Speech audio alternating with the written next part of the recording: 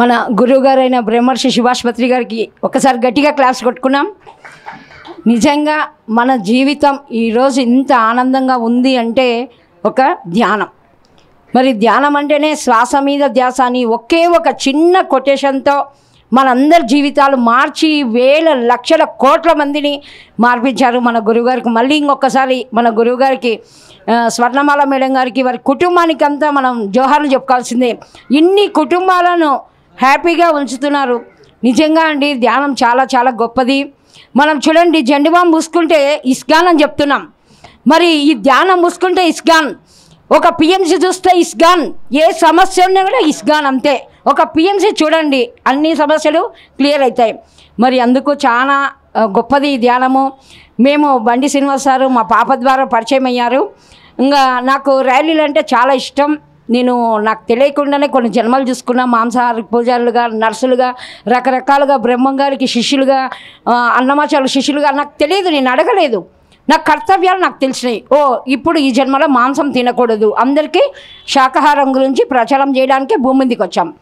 టాబ్లెట్లు వాడుకోకుండా ఎన్నో జన్మల్లో నర్సులుగా నేను మోటివేషన్ చేశాను. ఈ జన్మలో నేను అవన్నీ మానేసి నేను ఆచరించి అందరికీ చెప్పాలి అని నేను అలా అని చెప్పుకుంటూ వస్తున్నాను. సార్ ఎప్పుడు ఎన్నో విషయాలు ఇక్కడ హైదరాబాద్లో జరిగేటివన్నీ చెప్పేవాళ్ళు. మేడం మనకు ఒక టీవీ కావాలి, ఇవన్నీ పిఎంసి ఇవన్నీ ఏం తెలియని టైంలోనే మేము క్రియేషన్ చేసుకునే వాళ్ళం. పత్రి సార్ అదే my dear masters, my dear God's, my dear co creators అని అన్నారు. ఆ బండి సార్కి ఎన్నెన్నో టార్గెట్లు, పిక్చర్ టార్గెట్లు, ఒక ఛానల్ కావాలా, మనకు ఒక టీవీ కావాలి. భలే చెప్తావులే సార్, మనం మామూలుగా ఏదో ప్రచారం చేస్తున్నాం, ర్యాలీలు అంటే చేస్తున్నాం, ఇదేంటి సార్ భలే చెప్తారు మీరు, ఛానలే కావాలంటారేంటి సార్ భలే చెప్తారు, ఎంత ఫండింగ్ కావాలో ఎలా కావాలో అని సార్ చెప్తుంటే, సార్ చెప్పే మాటలేమో ఒక సైడు ఇది సక్సెస్ అని తెలుస్తుంది, కానీ అంత చేరుకుంటామా అనిపించేది. కానీ ఇంతమంది పిరమిడ్ మాస్టర్లలో ఒక పిఎంసి రావాలి, ఒక ఛానల్ రావాలి, మన ఛానల్ రావాలని కలలు కన్నారు పిరమిడ్ మాస్టర్లు. ఒక్కసారి మన గురువుతో పాటు కలలు కన్నాం మనందరం. మరి ఆ టైంలో పత్రి సార్ది అరగంట దూరదర్శన్లో టీవీలో వచ్చేది. సార్ మెసేజ్ కోసం ఎన్ని పనులున్నా, భర్తగా టిఫిన్ చేయాలన్న పిల్లలకి అక్కడ టీవీలో సార్ మెసేజ్ వస్తుంది, కాసేపు ఆగండి, అరగంట టీవీ ముందర కూర్చోండి, మీకేం కావాలో చేసి పెడతా. నేను నా పిల్లలకి అదే గైడ్ చేసేదాన్ని. సార్ మాట వినాలి, ధ్యానం చేయాలి, మన జీవితం బాగుంది ఈరోజు అని నేను అలా దూరదర్శన్లో సార్ది ప్రతిసారిది మేము మెసేజ్లు వినేవాళ్ళం. అలా ఆ ఛానల్ నుంచి మనం చూసే మనము ఈరోజు పిఎంసిలో మనల్ని మనం చూసుకుంటున్నాం.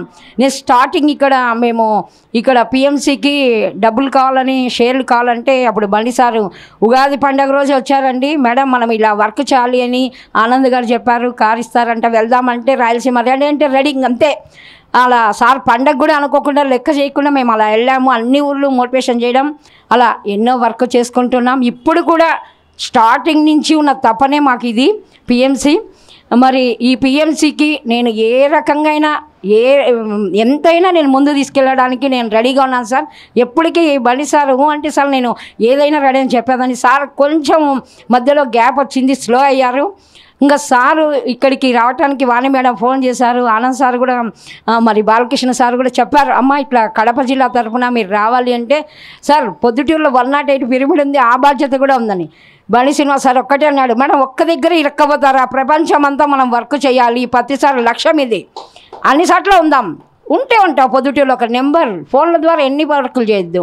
పిఎంసికి కూడా ఫోన్ల ద్వారా మనం ఒకే దగ్గర ఏమి ఆగిపోం, ఎక్కడైనా మనం వర్క్ చేయాలి అని సారు గైడెన్స్ చేయడం వలన మరి నేను అనుకోకుండా నిన్న ప్రొద్దుటూరులో 11 days ప్రోగ్రామ్ జరుగుతూ మేము వచ్చాం. నేను ప్రతి ఒక్కరితో అమౌంట్ కట్టిస్తాను సార్.